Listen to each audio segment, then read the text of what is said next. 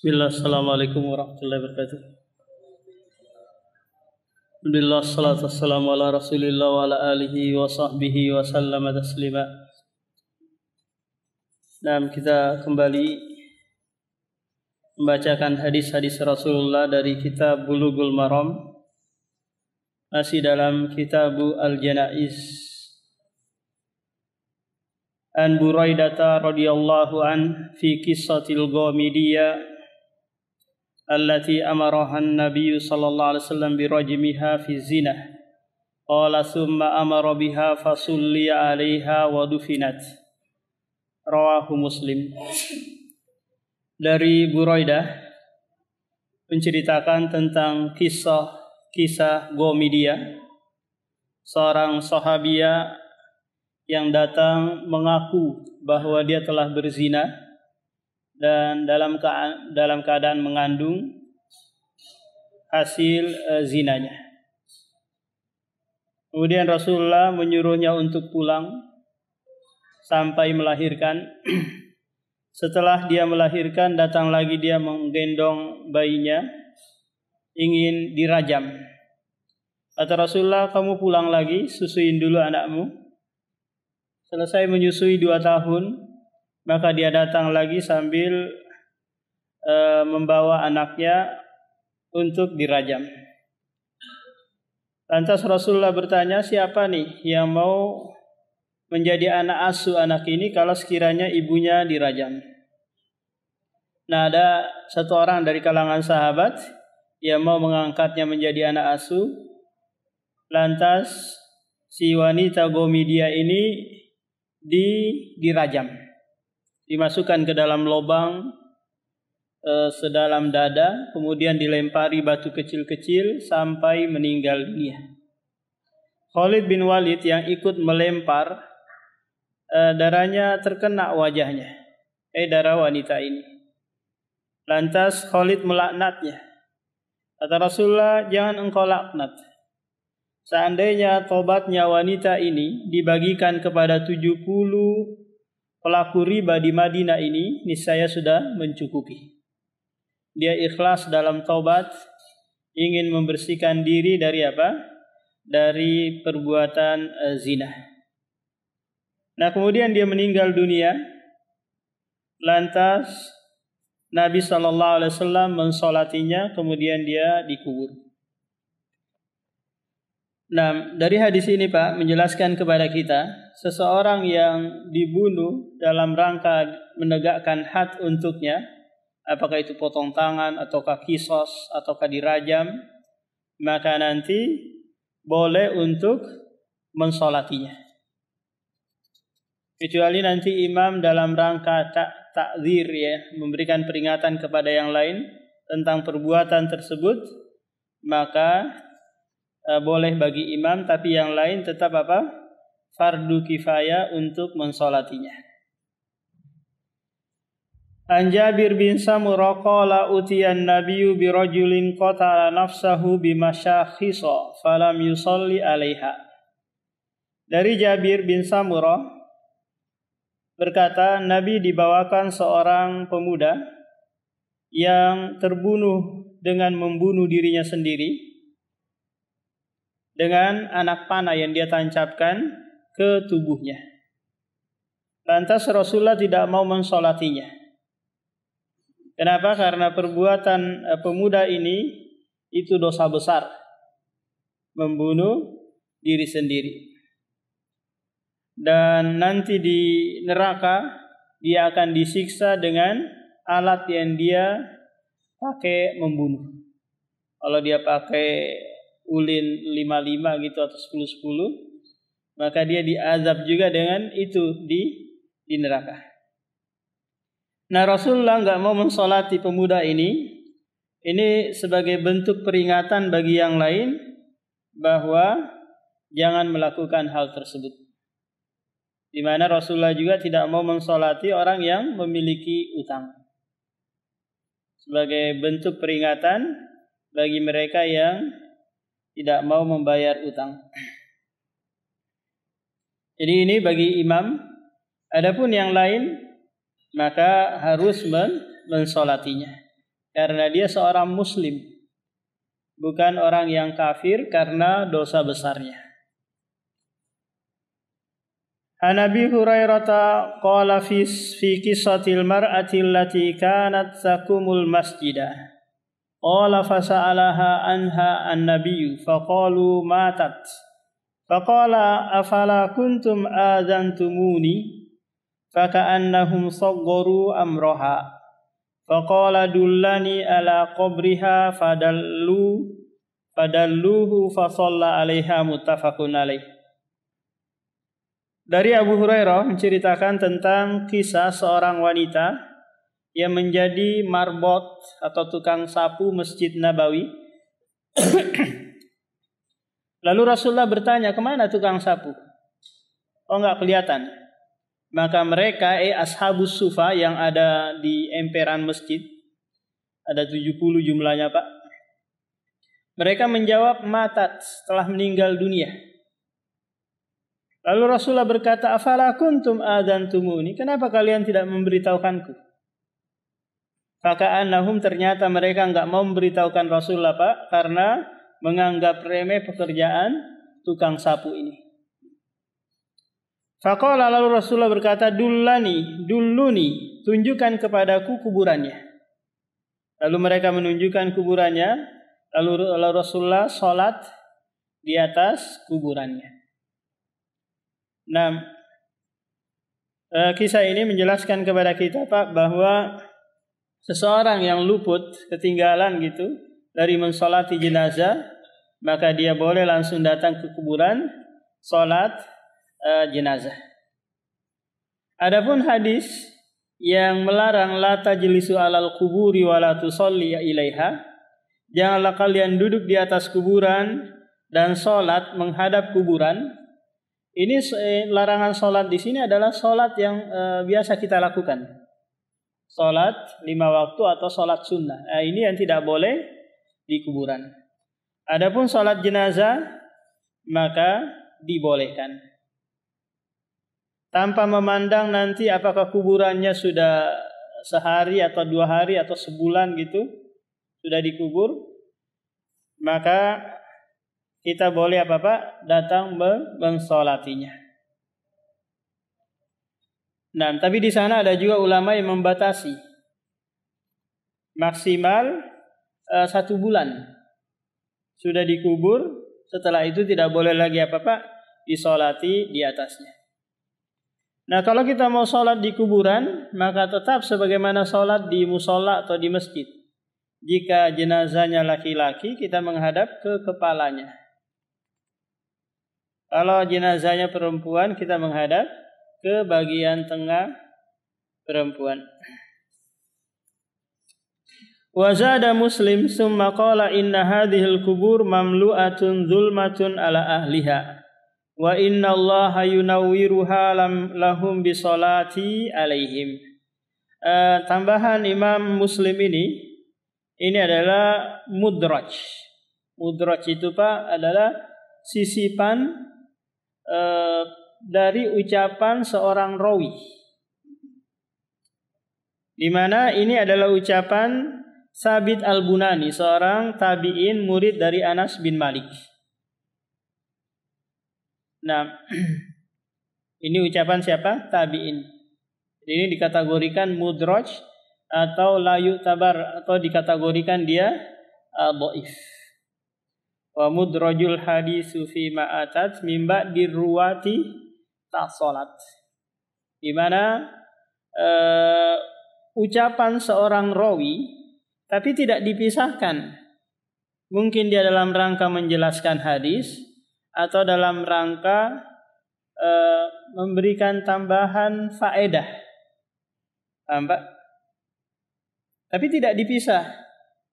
Nah, inilah yang membuat ucapan tersebut dianggap lemah. Tapi kalau dia dipisah, dikasih dalam kurung mungkin, atau dikasih garis 2, maka ini sebagai bentuk penjelasan.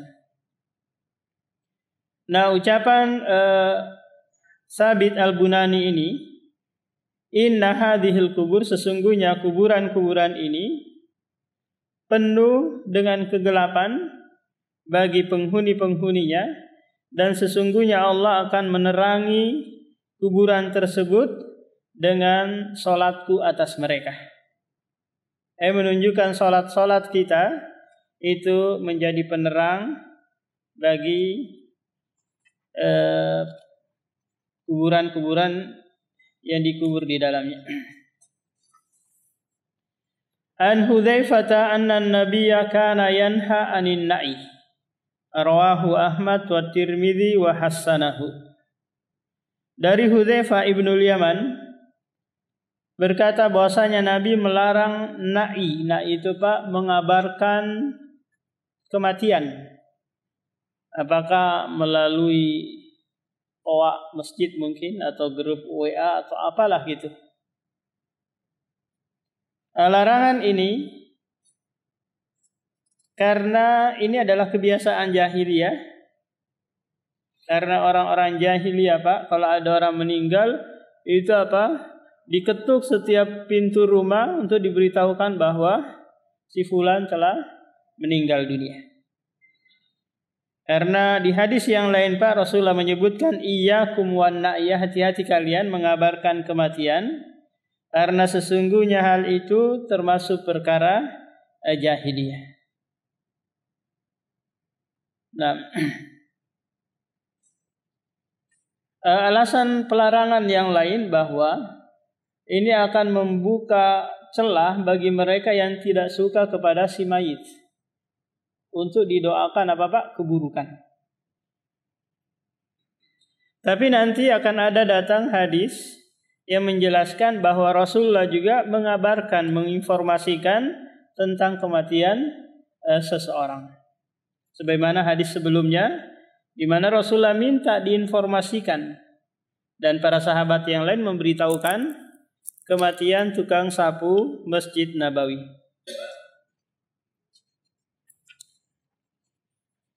An Abi Hurairah anna Nabiyya na'an Najasyi fil yaumil ladzi mata fihi. Wa kharaja bihim ilal musalla fa shaffa bihim wa kabbara alaihim arba'ah. Muttafaqun alaih. Dari Abu Hurairah bahwasanya Nabi mengabarkan tentang kematian Raja Najasyi, Raja Ethiopia atau Habasyah pada waktu itu.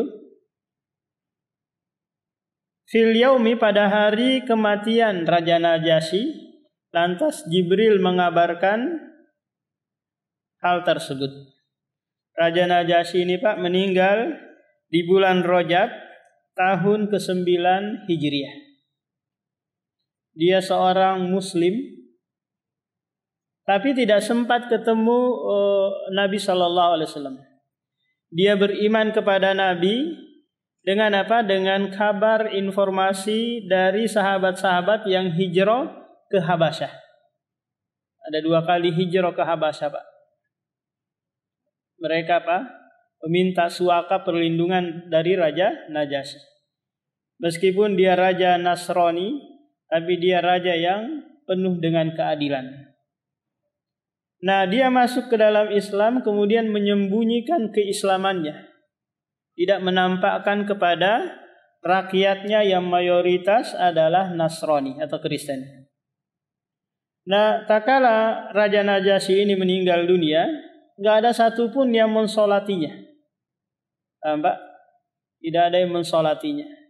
Maka Nabi dan para sahabatnya dari di Madinah mensolat goibkan Raja Najasyi. Nah, Rasulullah keluar mengabarkan tentang kematian Raja Najasyi.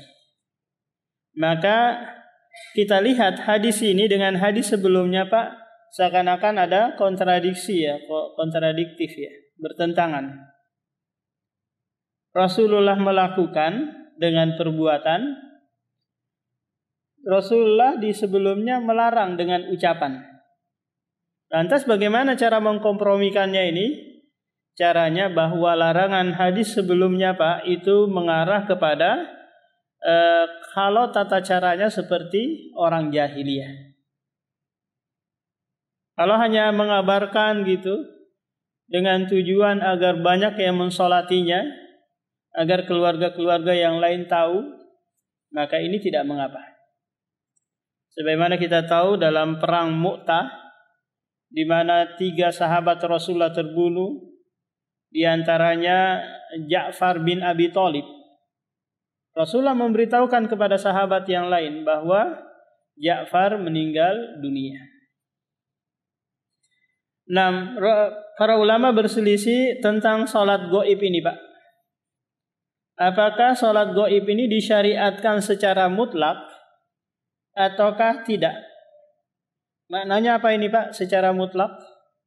Maknanya ada yang mensolati atau tidak? Kita boleh mensolat gaibkan dari sini. Contoh, Raja Salman meninggal dunia. Paham? Di sana sudah ada yang mensolatinya. Maka di sini kita boleh juga mensolatinya. Pendapat yang kedua, tidak boleh sholat gaib kalau di sana sudah ada apa, Pak? Sudah ada yang mensolatinya. Sebagaimana perbuatan Rasulullah kepada Raja Najasyi, karena tidak ada apa yang mensolatinya. Nah, ada yang memperincikan, Pak.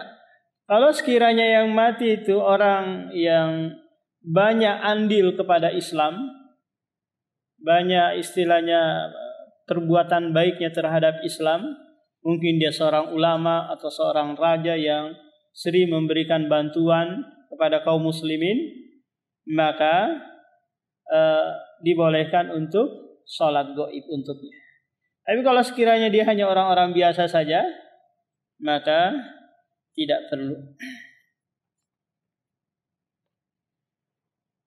An Ibni Abbas radhiyallahu anhuma sami'tun nabiyya yaqulu ma min rajulin muslimin yamutu fayaqumu ala janazatihi arba'ina rajulan la yusyrikuna billahi syai'an illa syafa'ahumullahu fihi.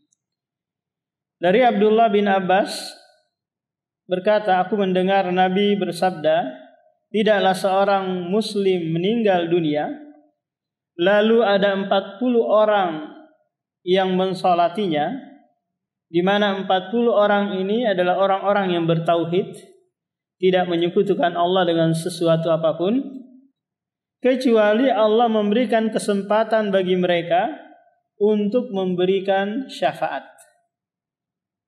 Ini keutamaan, Pak, kalau banyak yang mensolati. 40 kah, 50 kah, 60 kah, 100 kah. Maka di sini merupakan keutamaan dari apa, Pak? Dari mengabarkan tadi. Apalagi sekarang media sosial gitu dengan cepatnya memberikan informasi kepada yang lain.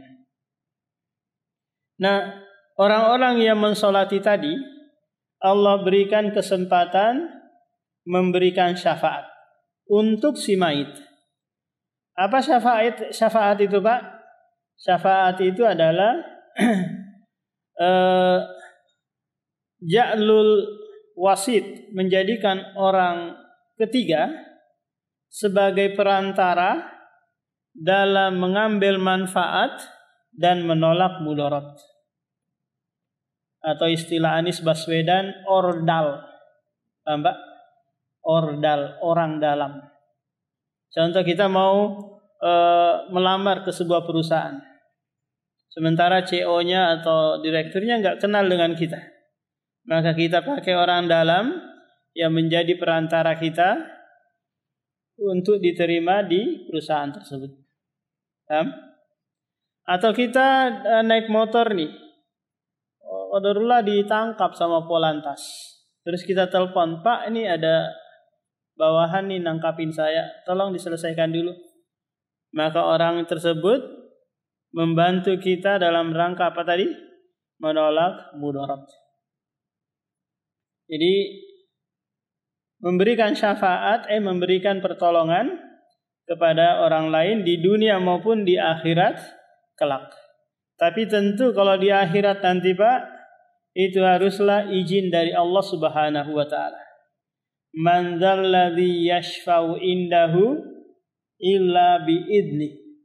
tidak ada yang memberikan syafaat di sisi Allah kecuali dengan seizinnya. Maka setiap mukmin nanti diberikan kesempatan untuk memberikan syafaat kepada yang lain. Tentu sesama apa Pak? Sesama mukmin.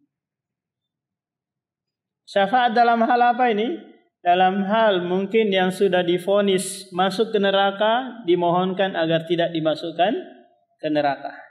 Atau sudah dicemplungin, dimohonkan agar dikeluarkan dari neraka jahanam.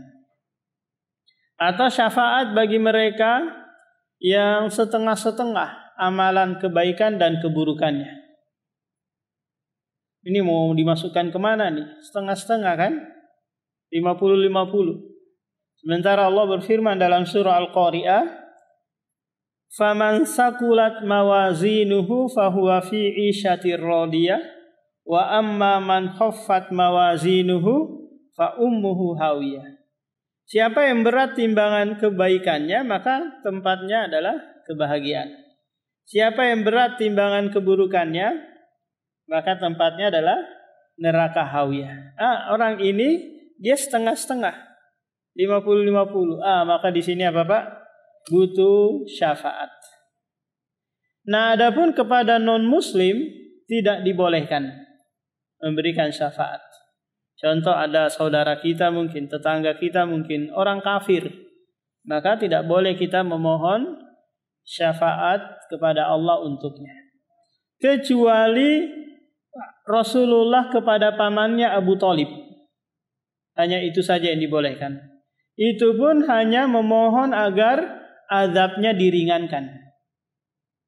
Sementara Rasulullah kepada bapaknya, kepada ibunya, atau kepada pamannya Abu Lahab tidak boleh memberikan syafaat. Karena ketiga ini mati dalam keadaan musyrik. Paham Pak? Abdullah, ayahanda Rasulullah, kemudian ibunya mati di atas kesyirikan.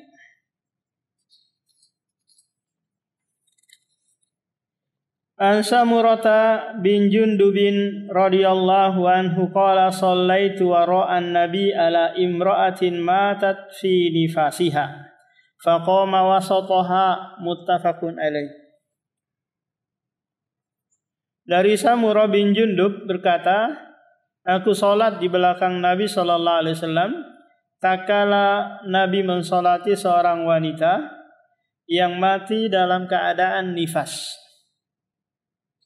Lalu Rasulullah berdiri di tengah. Nah, hadis ini menjelaskan kepada kita Pak tentang posisi imam tatkala jenazahnya itu seorang wanita. Yaitu posisi imam di tengah atau berdiri menghadap bagian dada wanita tersebut. Di antara hikmahnya agar yang lain di belakang tidak melihat ke dada perempuan ini. Nah, kalau laki-laki jenazahnya maka menghadap ke kepalanya. Nah, hadis ini juga menjelaskan kepada kita Pak bahwa seorang wanita yang meninggal dalam keadaan nifas pun tetap disolati.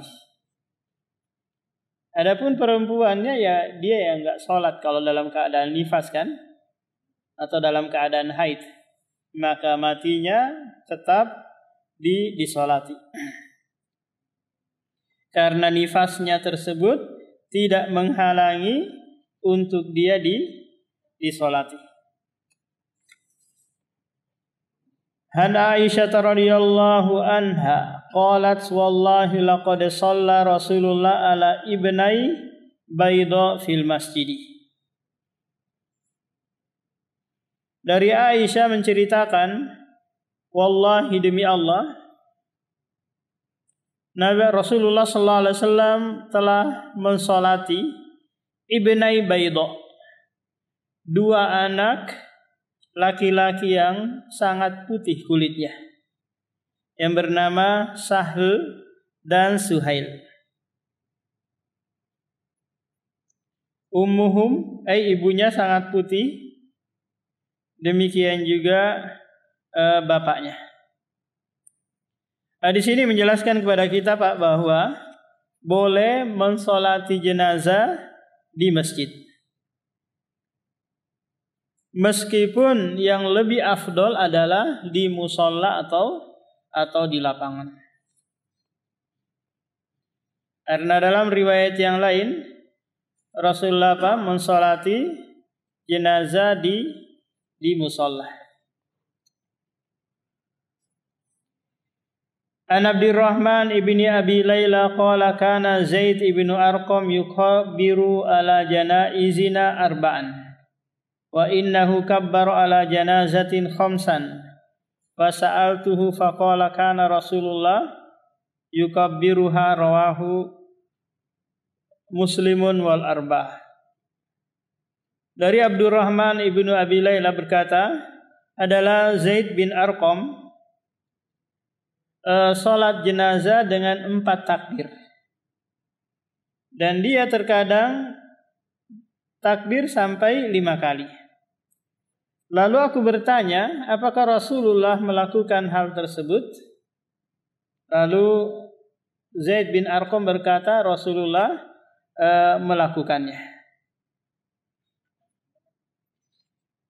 Nah, dari hadis ini Pak menjelaskan kepada kita tentang takbir. Apakah 4 ataukah 5 ataukah lebih daripada itu? Sementara Rasulullah mensolati Raja Najasyi tadi dengan apa Pak? 4 takbir. Cuma di sini ada tambahan 5 takbir.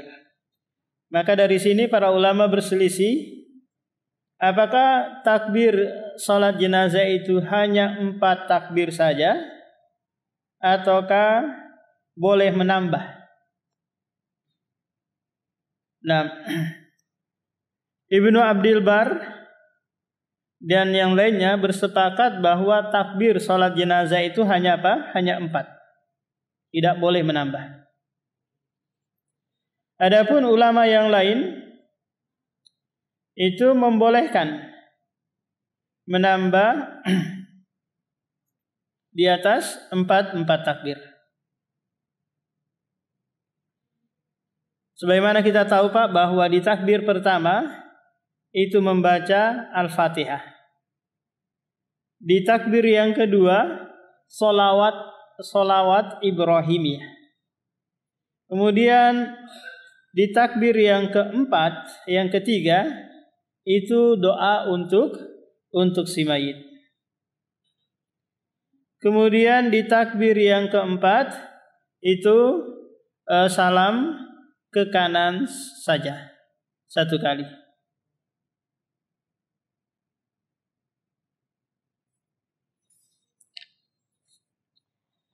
An Talha bin Abdullah bin Auf qala sallaitu khalfa ibni Abbas ala janazatin faqara'a fatihatal kitab faqala lita'lamu annaha sunnatun. Dari Talha bin Abdullah berkata, aku salat di belakang Abdullah ibni Abbas saat mensolati jenazah. Lalu dia membaca Al-Fatihah di takbir pertama.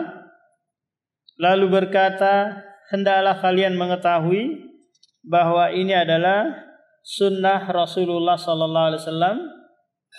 Tentu ini sunnah yang sifatnya wajib, bukan sifatnya mustahab, karena ini adalah fardu kifayah.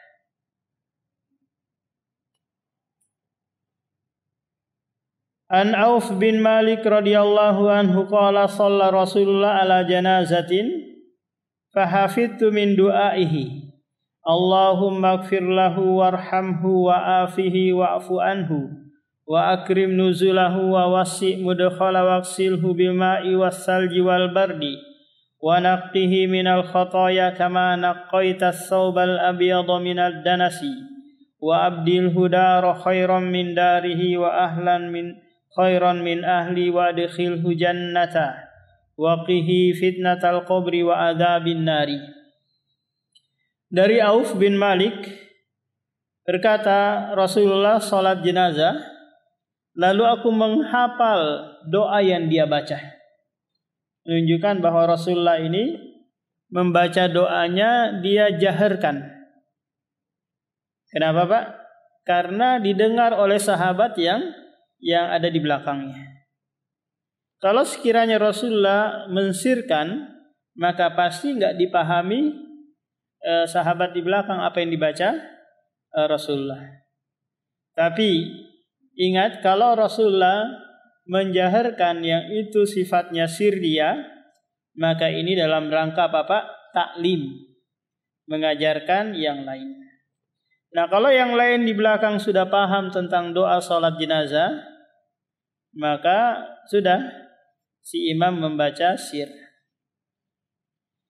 Ya Allah, ampunilah dia, rahmatilah, maafkanlah, muliakanlah tempatnya, luaskanlah kuburannya, mandikanlah dia dengan air dan salju, bersihkanlah dia dari kesalahan-kesalahan, sebagaimana engkau membersihkan baju putih dari kotoran.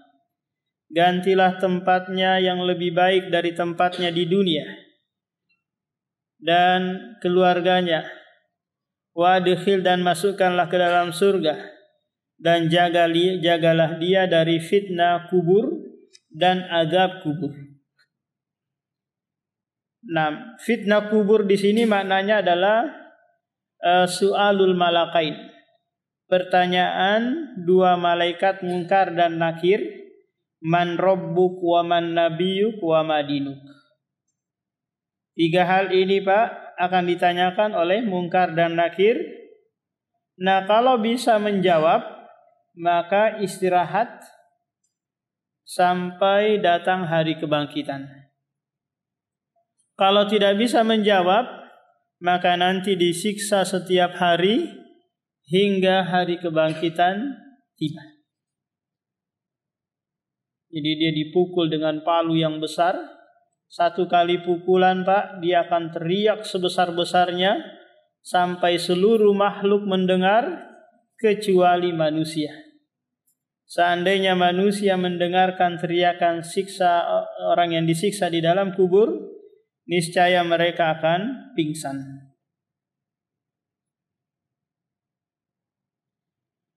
Nah, tapi kalau sekiranya Bapak nggak bisa menghafal ini atau doa yang lebih panjang, atau silahkan baca doa yang Bapak bisa baca, apakah itu dengan bahasa Indonesia ataukah dengan bahasa Arab. Wa Nabi Hurairah qala kana Rasulullah idza shalla ala janazatin yaqulu Allahumma ighfir li hayyina wa mayyitina. Ya Allah, ampunilah orang-orang yang hidup di kalangan kami dan orang-orang yang sudah meninggal, wa syahidina wa ghaibina, yang hadir maupun yang tidak hadir, yang kecil maupun yang besar, laki-laki ataukah perempuan. Ya Allah, man ahyaitahu minna fa ahyihi alal Islam. Siapa yang hidup di antara kami, yang engkau hidupkan di antara kami, maka hidupkanlah di atas Islam. Barang siapa yang engkau wafatkan, maka wafatkanlah di atas iman. Ya Allah, janganlah engkau mengharamkan pahala atasnya, wala tudilluna ba'dahu, dan janganlah engkau membuat kami sesat setelah kematiannya. Dan terkadang Pak, ada seorang sosok yang meninggal, nah setelah kematiannya membuat yang lain menjadi sesat. Dalam artian apa? Dia datangi ke kuburannya, minta-minta, bertawassul, mencari keberkahan dari kuburannya, atau datang berdoa langsung. Ini apa Pak? Hidupnya membuat fitnah, maka kematiannya juga membuat fitnah yang masih hidup. Nah, ini yang sering kita saksikan di Kalimantan ataukah di Jawa. Banyak orang yang terfitnah kepada orang yang sudah sudah meninggal dunia. An Abi Hurairah radhiyallahu anhu anna an-nabiyya qala idza shallaitum 'alal mayyiti fa akhlisu lahu du'a. Apabila kalian mensolati jenazah, maka ikhlaskanlah doa untuknya. Karena doa tersebut bermanfaat untuknya. Si mayit sangat membutuhkan doa kita. Paham Pak? Bukan kita yang membutuhkan doanya si mayit. Karena orang-orang yang datang ke kuburan itu Pak, berdoa ke kuburan, dia menjadikan si penghuni kuburan tersebut sebagai ordal, orang dalam yang meminta kepada Allah Subhanahu wa taala. Paham? Maka ini tidak benar. Mereka yang sangat butuh doa kita. Apakah itu anaknya ataukah orang lain? Yang dia butuhkan lagi Pak adalah sedekah. Sedekah dari anaknya, kerabatnya atau temannya, itu sangat dia butuhkan. Karena kalau sekiranya diberikan kesempatan untuk hidup sesaat di dunia, yang dia lakukan hanyalah sedekah. Allah sebutkan hal itu di surah Al-Munafiqun ayat 10. Wa anfiqu mimma razaqnakum min qabli ayyati ahadakumul maut. Fayaqula rabbi laula akhartani ila ajalin qarib fa asaddaqa wa akum minas solihin. Tunda saja kematian atau hidupkan kembali lagi ke dunia, maka yang aku lakukan adalah bersedekah. Kenapa? Karena dengan sedekahnya itu Pak akan memberikan manfaat ketika dia diwafatkan lagi. An Abi Hurairah anin Nabi qala asri'u bil janazati fa in taku salihatan fa khairun tuqaddimunaha ilaihi wa in taku siwa dzalika fa syarrun tad'unahu an riqabikum. Muttafaqun alaih. Nabi sallallahu alaihi wasallam bersabda, asri'u, segerakanlah jenazah. Jika itu adalah kebaikan, maka kebaikan yang kalian kedepankan untuknya. Jika itu adalah keburukan, maka keburukan yang kalian letakkan untuknya. Hadis ini Pak menjelaskan kepada kita wajibnya kita menyegerakan pengurusan jenazah. Hanya saja para ulama, apakah yang disegerakan ini adalah pengurusan ataukah pengantaran? Maksudnya apa ini Pak? Maksudnya adalah kalau ada seorang meninggal, maka segera mungkin dimandikan, dikafani, disolatin. Ini makna yang pertama. Pengurusannya itu disegerakan. Jangan nunggu-nunggu keluarganya dari Iran, dari Israel, enggak usah nunggu. Paham, segerakan mungkin. Kalau mau lihat wajah terakhirnya mungkin video atau difotokan, kirim. Makna yang kedua Pak, disegerakan di sini adalah segerakan ke kuburan. Paham? Jangan lambat-lambat. Agar apa? Agar ruhnya yang ditarik ke atas tadi itu Pak, segera mungkin dikembalikan menyatu lagi ke jasadnya. Karena nanti bersamaan masuknya jasad si mayit ke liang lahat, bersamaan itu pula dimasukkan lagi kembali ruhnya. Menyatu, kemudian dimasukkan ke dalam liang lahat, dan dia sekarang berada di alam barzah. Di alam barzah. Nah, para ulama berselisih berapa lama nih kita boleh menunda-nunda. Jangan sampai berlalu 1 hari atau 1 malam gitu. Kalau masih menunggu sejam, 2 jam atau 3 jam atau 4 jam, masih boleh-boleh saja. Tapi kalau sampai bermalam sehari 2 hari, maka ini adalah penderitaan yang kita bebankan kepadanya.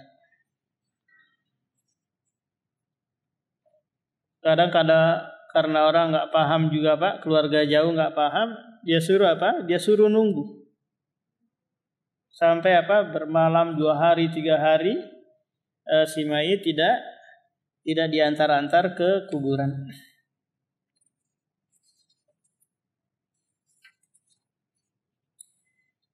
An Abi Hurairah radhiyallahu anhu qala Rasulullah man syahidal janazata hatta yusalla 'alaiha falahu qiratun wa man syahidaha hatta tudfana falahu qiratani qila wa mal qiratani qala mislul jabalainil azimaini muttafaqun alaih wa li muslimin hatta tudaa fil lahdi.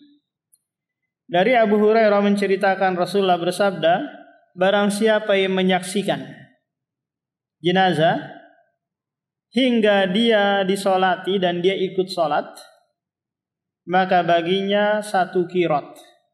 Barang siapa yang menyaksikan kemudian ikut mensolati dan mengantarkannya ke kuburan, maka baginya 2 qirat. Sahabat bertanya, apa makna qirat? Rasulullah menjawab, gunung besar, dalam riwayat di bawah seperti gunung Uhud, pahala yang dia akan dapati. Ini menjelaskan kepada kita Pak tentang keutamaan besar atau pahala besar bagi mereka yang menyaksikan kemudian ikut mensolati. Yang banyak kita saksikan Pak, ada orang datang gitu, dia nongkrong saja. Ini dalam kategori apa? Dia menyaksikan kan pengurusan memandikan, mengkafani dia. Apalagi dia terlibat, itu lebih bagus. Tapi pas giliran mau disolati, dia nongkrong di luar. Dia tidak ikut apa? Mensolati di dalam masjid. Maka dia tidak dapat keutamaan ini. Meskipun nanti sampai dia antar ke kuburan Pak, dia lihat, disaksikan, dimasukkan ke dalam liang lahat, dia juga nggak mendapatkan keutamaan di hadis ini. Karena ada yang bolong, yaitu dia apa? Tidak ikut mensolatinya. Lantas bagaimana kalau sekiranya dia terlambat datangnya nih Pak? Paham? Dia terlambat datangnya. Dia langsung mensolati saja. Paham? Nggak sempat dia menyaksikan pengurusannya, maka dia juga nggak mendapatkan hal ini. Karena ini disyaratkan apa? Dia menyaksikan pelaksanaan terus ikut mensolatinya. Dalam riwayat Muslim, hatta tudaa fil lahdi, hingga dia diletakkan di liang lahat. Tahu kan Pak liang lahat? Liang lahat itu adalah lubang yang tujuannya nanti agar memiringkan ke sebelah kanan badan si mayit, agar nanti badan si mayit menghadap ke arah kiblat. Ini untuk kaum muslimin. Adapun untuk orang non muslim itu namanya syakun. Syakun itu Pak lubang lagi tapi di bagian tengah. Paham? Untuk menaruh peti jenazah biasanya bagi non-muslim. Kalau kita lahat, lubang yang memiring untuk memiringkan badan si mayit ke arah kiblat. Dalam riwayat Bukhari, man tabi'al janazata musliman imanan wa ihtisaban wa kana ma'ahu hatta yusalla 'alaiha wa yufraga min dafniha fa innahu yarji'u bi qirataini kullu qiratan mislu Uhudin. Ini sama dengan sebelumnya. Dia menyaksikan, mensolati, kemudian mengantar hingga ke kuburan dan melihat juga si mayit dikubur, maka dia mendapatkan 2 qirat pahala yang besar. Meskipun bukan keluarga kita, Pak. Meskipun bukan keluarga. Kalau ada kaum muslimin kita tidak punya kesibukan, ya segerakan untuk melakukan atau mencari pahala yang besar ini.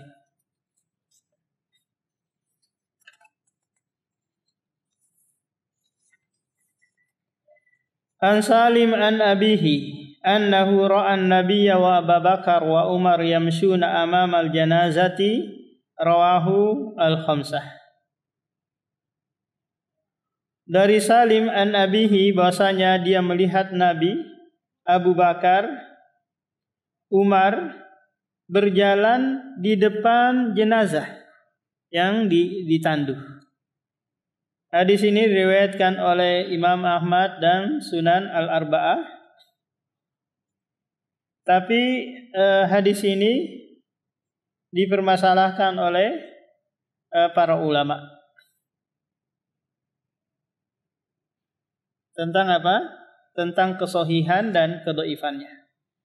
Tapi kalau sekiranya hadis ini sahih, maka nanti tidak mengapa berjalan di depan ataukah di belakang jenazah ketika mengantarkannya ke kuburan.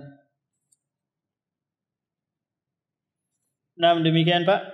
Kita lanjutkan pada pertemuan berikutnya. Ada yang bertanyakan?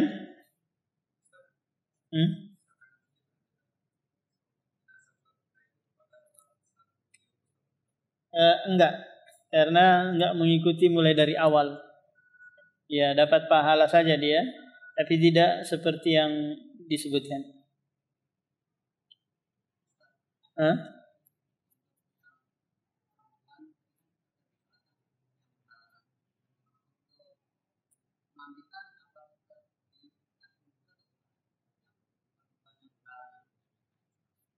Nah, tetap diudukan sebagaimana wudu untuk sholat dan dimandikan juga sebagaimana mandi janabah. Nah, meskipun dia dalam keadaan haid, nifas dan yang lainnya. Karena ini fardu kifayah bagi orang yang hidup. Pak, bagi yang hidup. Nanti kalau nggak ada orang yang bisa melakukannya, berarti gugur kewajiban kan? Betapa banyak di sana orang meninggal nggak diberlakukan seperti ini. Baik itu yang meninggal tenggelam di sana dengan pesawat yang dia tumpangin, atau kena rudal langsung meninggal. Jadi ini adalah fardu kifayah bagi yang hidup di sekitarannya. Demikian Pak, subhanakallahumma wa bihamdika, asyhadu an la ilaha illa anta,